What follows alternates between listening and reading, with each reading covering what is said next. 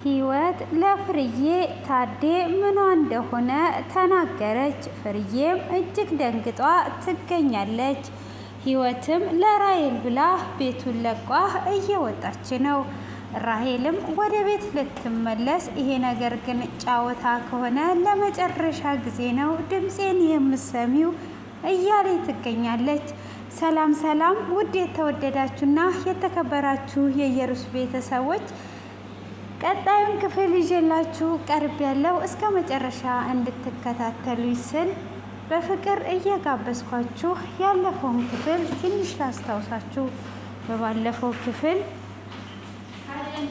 በባለፈው ክፍል ዳዊት ትዕግስትን የት አግኝቼ ነው ሲጥ አድርጌ የምገላት ጓደኞቿንም አላወኩኝም በማለት እጅግ እየተናደደና ህይወትም ከቤት ለመውጣት እንዴት አድርጌ ነው የምወጣው? ግዴታ ሮቤልን ማግኘት አለብኝ።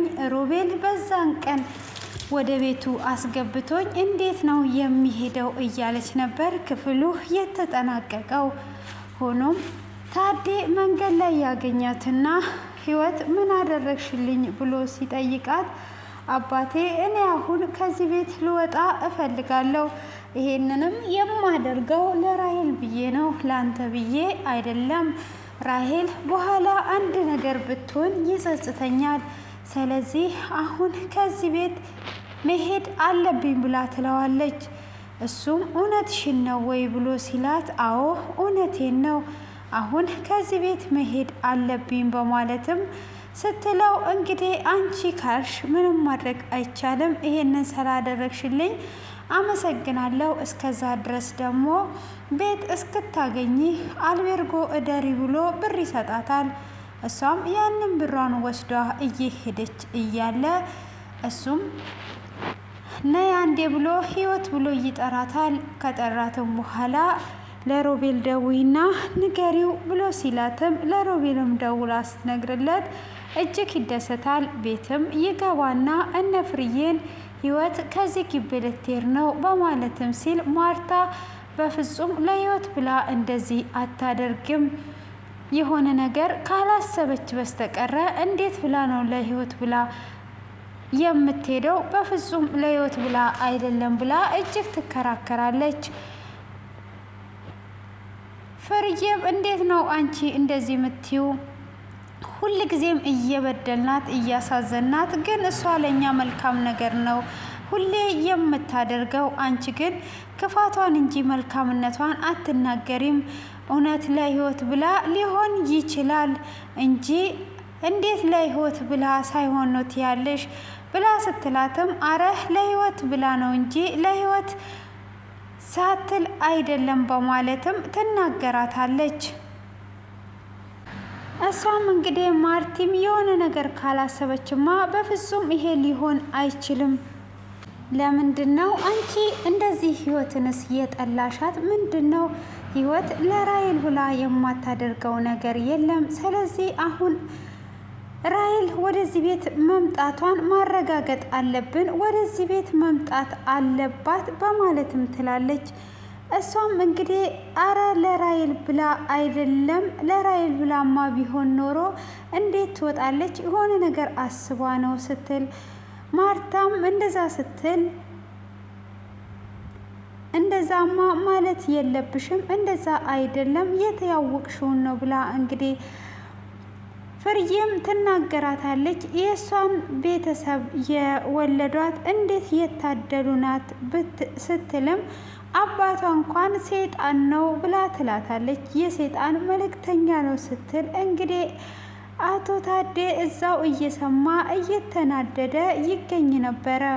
ሆኖም እሷም እንግዲህ እንደዛ ባለችም ሰዓት እንዴት እንደዚህ አይነት ነገር ይወጣሻል? ይሄ በፍጹም የሚሆን ነገር አይደለም። አንቺ እንዴት እንደዚህ ትያለሽ? እያለች እንግዲህ ፍርዬም እየተቆጣች ታዴም ዝም ብትይ ይሻልሻል፣ ምንድነው እንደዚህ እየሆንሽ ያለሽው? በማለትም እንግዲህ እየተናገራት ይገኛል ማለት ነው። ታዲያም ያንን በተናገራትም ሰዓት እንግዲህ ምንድነው እንደዚህ የሚያደርግሽ? ምንድነው የምታወሪውን ነገር ታውቂዋለሽ ወይ እያለ እንግዲህ እጅግ እየተናደደ ዝም በይ ማርታ ይላታል። እንግዲህ ስለ አባትየውም ሆነ ስለሌላው ቀስ ብለሽ በሂደት ታቂበታለሽ ሁሉንም ነገር፣ ህይወትም አንቺ እንደጠበቅሻት አይደለችም በማለት እንግዲህ ትናገራታለች። ህይወትም በቃ ከዚህ ቤት አሁን ሊሄድ ነው ብላ ልትሰናበታቸው ስትመጣ ፍርዬም በደንብ በድዬሻለሁ፣ ይቅርታ አድርጊልኝ፣ እኔ ላንቺ እንደዚህ ልሆን አይደለም ብትል ሌሎቹ ካደረጉኝ አንጻር ያንቺ ምንም ማለት አይደለም ብላ ስትል እንግዲህ ታዴም እጅግ እየደነገጠ ነበረ። ሆኖም እንግዲህ ታዴ ቢደነግጥም ፍርዬም እየደነገጠች ማርታ እየደነገጠች ሳለ እንግዲህ ራሄልም ሮቤልን እንደሚወዳትና ሁሉንም ነገር እየነገራት ሳለ ከህይወትና ከኔ ማን ነው የምትወደው ብላ ስትለው እሱም እሷን እንደሚወዳት ይናገራታል። እንደዛ ከሆነማ በጣም ጥሩ ነው፣ ለአንቺ እኮ ነው የማስበው፣ ደግሞም ደስ ብሎኛል፣ ህይወትን ልታስወጫት ነው አይደል ወይ ይላታል። አዎ ላስወጣት ነው እና እኔም እኮ ክፉ እባላለሁ ብዬ ነው እንጂ በፍጹም አልፈልጋትም ነበረ እያለ ያለውን ነገር እያወሩ ይገኛሉ ማለት ነው። እሷም እንግዲህ እውነት መስሏት የሱ እንደዛ ማድረግ አስደስቷት መስሏታል። ሆኖም እንግዲህ እሱ ህይወት ከዛ ቤት ከወጣችለት ብዙ ትልቅ ደስታ ያገኛል። ከህይወት ጋር ለመኖር ስለሚያስብ በፍጹም ራሄልን አያፈቅራትም። ሆኖም ትዕግስትን መንገድ ላይ አግኝቷት ትዕግስትም ባለፈው ለታ ካንተ ጋራ ስልክ ስሰርቅ ያየዋት ስሟ ህይወት ነው አይደል ወይ ብላ ትለዋለች። አዎ ስሟ ህይወት ነው ብሎ ይላታል። በመጀመሪያ ህይወት አይደለችም ብሎ ሲላት አይ ህይወት እንደሆነችማ ለምንድን ነው የምትደብቀው? ህይወት ናት። ስለዚህ የዛን ቀን ስልክን ሰርቅ ያለው አሁን ደግሞ ኩላሊትን እንዳትሰረቅ ከሷ መራቅ አለብህ ብላ ትለዋለች። እሷን አጥቼ ከምኖር ኩላሊቴ ምን ይጠቅመኛል ብሎ ሲላትም እንደዛ ነው እንዴ ብላ እንግዲህ ትሄዳለች ማለት ነው።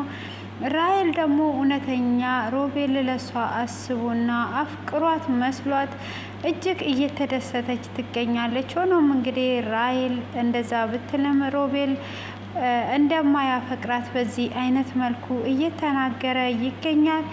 እንግዲህ እነ ማርታም አሁን ላይ ምን ሊፈጠር እንደሚችል እንግዲህ ሁላችንም የምንገምተው ይሆናል።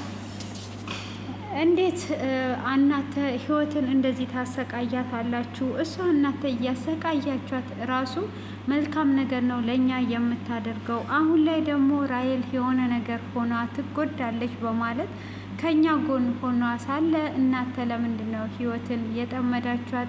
በዛ ላይ ደግሞ ህይወት ከዚህ ቤት ከወጣች ራሄል ላትመለስ ትችላለች። ራሄል ካልተመለሰችስ ሮቤል ደግሞ አውቆ ህይወትን አስወጥቶ ካልመጣስ እሱ ካልመጣ እኮ እንዴት ነው የምናደርገው? በማለት እንግዲህ ግራ ሲጋቡም ታዴም እኔ ልጄን ብቻ ነው የምፈልገው፣ እሷ ከዚህ ቤት ትውጣ እንጂ ልጄ ትመጣለች፣ እኔ የምፈልገው ልጄን እንጂ እሷን አይደለም፣ ስለዚህ ህይወት ብቻ ከዚህ ቤት ትውጣ ይላል። ያው ህይወትም እንግዲህ ለሮቤል ደብዳቤ ጥፋለት እንደዚህ አድርጌ መሄድ የለብኝም ነበረ። ሆኖም ግን ግዴታ ስለሆነብኝ ራሄል እህቴ ስለሆነች በኋላ ላይ ደግሞ አንድ ነገር ከሆነች ስለሚጸጽተኝ አሁን ላይ ሄጃለሁ በማለት እንግዲህ ለሮቤል ትጽፍለትና ደብዳቤውን ካስቀመጠች በኋላ ለራሄልም ትደውልላትና ትነግራታለች ማለት ነው። የውልሽ አሁን መምጣት ትቻለሽ፣ እኔ ከቤት ወጥቼልሻለሁ ብላ ያለውን ነገር ትነግራታለች። እሷም ይሄ ድራማሽን ተይው፣ ድራማ እየሰራሽ መሆኑ ይገባኛል፣ ይሄ ድራማ ነው እንጂ ከቤት ልትወጪ አትችም፣ ደግሞም ለእኔ ብለሽ ነው ወይ? ይሄ ድራማሽን ነው፣ ስንት ብር ተከፍሎሽ ነው ከቤት የምትወጪው ብላ ስትላት እንዴት ስንት ብር ይከፈለኛል? አንቺ እኮ እህቴ ነሽ፣ እኔ ለአንቺ ብዬ ነው ከዚህ ቤት እየወጣው ያለሁት፣ ምንም የሚከፈለኝ ነገር የለም፣ ስለዚህ አንቺ ወደ ቤትሽ ተመለሽ ትላታለች። እሷም ደግሞ እንግዲህ ወደ ቤቷ አልተመለሰችም ነበረ። በዚህ አይነት ሁኔታ ክፍሉ ተጠናቀቀ ማለት ነው። ክፍሉ የተጠናቀቀበት እንግዲህ ህይወት መጥቷ ሁሉንም ነገር እያወሩ እያለ ራሔልም እንግዲህ ይሄንን ድምፄን የምሰሙ ለመጨረሻ ይሆናል፣ እናቴ እኔ ላይ ድራማ እየሰራሽ ከሆነ ብላታለች። አባትየውንም እንደዛ እያለችው እያለ እንግዲህ ህይወት ስለ ፍርዬና ስለ ታዴ የማውራው ነገር አለኝ ብላ ስትል እንግዲህ ሁሉም ነገር እጅግ ተደናግጠውና ተደናብረው ክፍሉ በዚህ አይነት ሁኔታ ይጠናቀቃል ማለት ነው። እንግዲህ ህይወት ብዙ እየተበደለች ብዙ ስቃይን እያየች እዚህ ደርሳለች ማለት ነው። እንግዲህ ህይወት አባቷ በህይወት እያለ አባቷ እንደሌለ አድርጓ አባትየው እንግዲህ ራሔልን እንደዚህ ዋጋ እየከፈለላት ህይወትን ግን አንድ ቀን እንኳን ፍቅር ሳይሰጣት ልጄ ብሎ እንኳን ሊያቅፋት ሳይፈልግ እዚህ ደርሷል ማለት ነው። በዚህ አይነት ሁኔታ ነው ሁሉም ነገር እያለቀ ያለው። ህይወት ግን ለነሱ በክፋት በኩል መልካምን ነገር እየመለሰችላቸው ያለ ነው ማለት ነው። ውድ ቤተሰቦቼ እጅግ በጣም የምታሳዝን ነው። እንግዲህ አሁን ላይ ህይወት ሁሉንም ነገር ሚስጥሩን ስትዘረግፈው ምን ይፈጠራል ብላችሁ ታስባላችሁ? እንግዲህ ያለውን ሚስጥር አውጥታ ስትዘረግፈው ምን አይነት ስሜትስ ይሰማዋል? ምንስ ይፈጠራል የሚለውን እንግዲህ ቀጣዩን ክፍል እጅግ በጉጉት የምንጠብቀው ይሆናል ማለት ነው። እጅግ የሚያስደነግጥ ፓርት ላይ ነው የቆመው። እንግዲህ ወይም ታዴን ልታስደነግጥ አስባ ነው ወይስ ታዴ አባቴ ነው ብላ ልትነግራት ነው ወይስ እንዴት ምን ልትነግራት ነው? እስቲ እኔ ግን ታዴ አባቴ ነው ብላ አሁኑኑ የምትነግራቸው አይመስለኝም። ያው ቢያንስ ለአባቷ ስለምታስብ ህይወቱ ይፈርሳል ስለምትል እንግዲህ አሁን ላይ ለራሔል ብላ ከቤት እየወጣች ስለሆነ አሁን ላይ እንግዲህ ታዴ እንዲጎዳ የምትፈልግ አይመስለኝም፣ እንደኔ ሀሳብ ማለት ነው። እናንተም እንግዲህ ሀሳባችሁን ኮሜንት ላይ በመግለጽ እንድታስቀምጡ እላለሁ። እንግዲህ እንደ ህይወት ደግሞ ቢገጥማችሁ ምን ታደርጋላችሁ? እንግዲህ የገዛ አባታችሁን ፈልጋችሁ ከሀገራችሁ ወይም ካላችሁበት እናታችሁ አሳድጋችሁ በመጨረሻ አባታችሁ በህይወት እንዳለ ሰምታችሁ ወደ አባታችሁ ብትሄዱ ከዛም በኋላ እንግዲህ አባታችሁ አልፈልጋችሁም የኔ ልጅ አይደለሽም ብሎ ቢል ምን ይሰማችኋል? ምንስ ነው የምታደርጉት? ምን አይነትስ ምላሽ ነው የምትፈጥሩት? እና በጣም ነው እንትን የሚለው ከባድ ነው ማለት ስሜቱ። እሷ እዛ ጋ መቆጣጠሯ የመጀመሪያ ጊዜ ሲያባርራት ነበረ። ከሆቴሉ ውጪ ብሎ ዓይንሽን ላይሽ አልፈልግም፣ እኔ ልጅ የለኝም፣ እኔ ያለች ልጅ አንድ ናት ብሎ እንደዛ ሲያባርራትና ሲያመናጫጭቃት ነበረ እና እውነት እንደዚህ አይነት ነገር ቢገጥም ራስን መቆጣጠር ይቻላል ወይ? አሁን እሷ እንግዲህ ራሷን ተቆጣጥሯ እነሱ ቤት ገብታ እነሱ ቤት ስትገባም እሷን ከዛ ቤት ለማውጣት እጅግ ክፉ ነገር በጣም እያደረገባት ከዛ ቤት እሷን ለማስወጣት እሷ የማታደርገውን ነገር ሁሉ ታደርጋለች። ጠንቋይ ናት፣ እንደዚህ ናት፣ ወደዚህ ናት፣ የገጠር ልጅ ናት፣ መሄድ አለባት ብሎ እንደው ፍርዬ ነበረች እስከዚህን ድረስ እየተንከባከበቻት ትምህርቷንም እንድትማር እንድትቆይ ከዚህ ቤት አትወጣም ብላ ያቆየቻት እና የገዛ አባቷ እንደዚህ ሲያደርጋት አክስትየው እንደዚህ ስታደርጋት እንደ እውነተኛ ሆኖ የሰው ላይ ልጅ ላይ እንደዚህ አይነት ነገር ገጠመኝ ቢኖር ራስን መቆጣጠር ይቻላል ወይ?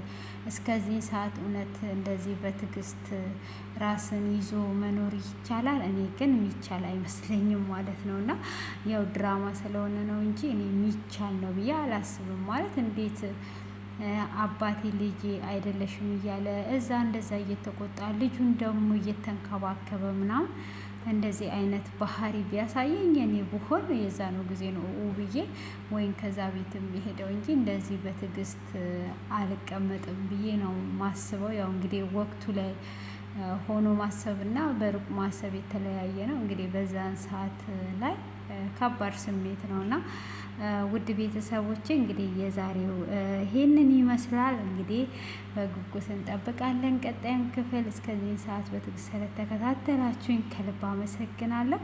መልካም ምሽት ይሁንላችሁ። የእግዚአብሔር ጥበቃ ምሕረት ከእናንተ ጋር ይሁን። ያለንበት ሁሉ ሰላም፣ ፍቅር፣ አንድነት፣ መያያዝ ይብዛልን ማለት ነው። ሳቅ፣ ደስታ እግዚአብሔር አምላክ ያብዛልን፣ ጤናችንን ይጠብቅልን እያልኩኝ ከወዲሁ ሰናበታችኋለሁ። መልካም ቆይታ